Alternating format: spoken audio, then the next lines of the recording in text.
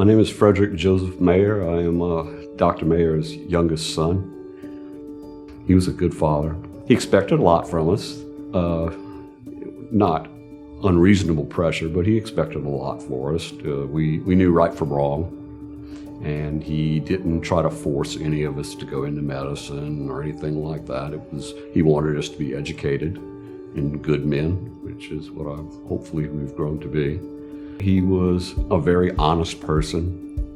He loved what he chose to do for a living. I think it was a miraculous or some kind of miracle, but he found what he was good at and what he loved. And I think it showed in the fact that he took emergency room call till the age of 77. He was working full time. January 2nd, 1980 is when I came back to town as a physical therapist. Opelousas General Hospital employed me. So needless to say, in the course of that year, I got to meet Dr. Mayer at the hospital. I had went to visit him one day and we chatted, and we just got to be friends from that time frame. So, once you got to know him and stuff, just a terrific fellow. He gave everything that he possibly could to his patients, very caring. He was always about them. And we had a lot of good times together, a lot of hard work, a lot of fun, just a good relationship, and I miss him. I started working at Opelousas General in 1984, and I probably met Dr. Mayer within a day or two. He showed me how to do the bucks traction set up the bucks traction on the leg to give the patient pain relief, and Dr. Mayer came in to check everything and touch all the ropes and everything. And I'm just looking at my partner Bob Genovese and going, he always does that. I just developed a strong respect and admiration for the man. I really enjoyed working with him. I began working in the emergency department in 1990, and that's where I first met Dr. Mayer on a professional level, working with him, and then later became good friends with him as time went on. He was also a good teacher. I remember a time that I could not reduce a dislocation in someone using the technique I was doing, and he came out and actually showed me the technique that he uses, which worked in that situation. And actually I've used that as an educational piece for other ED physicians after that. So.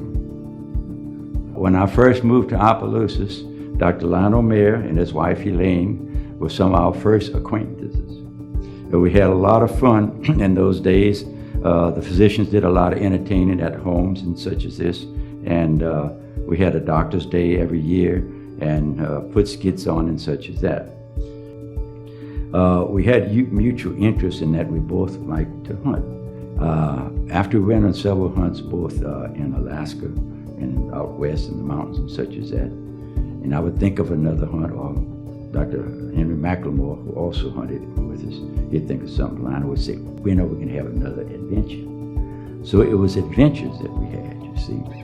He liked to hunt, and if he didn't like to hunt, well, you stayed home because he was going hunting. And so we all hunted. We all hunted and fished with him. That's a lot of my greatest memories, is going to the camp.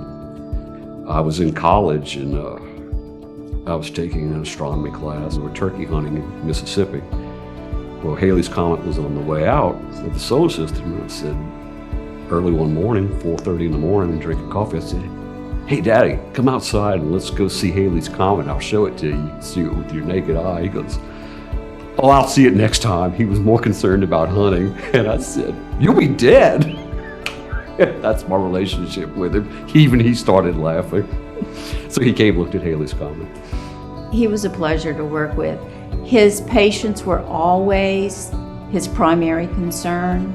He always wanted what was best for them, and you could call him at any time.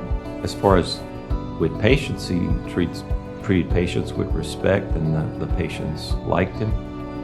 But he was a real fun individual. I don't think I know anybody that really didn't like him, and his patients loved him. But we always could get some laughter going when Lionel Mayer was somewhere around. But he was a good friend, and I miss him.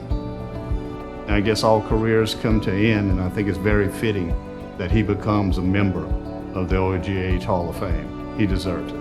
He was a terrific guy. I feel honored to be able to accept this reward from my father.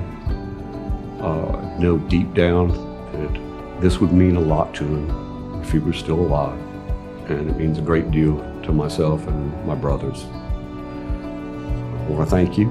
I want to thank you for acknowledging my father and his contribution to Opelousas General.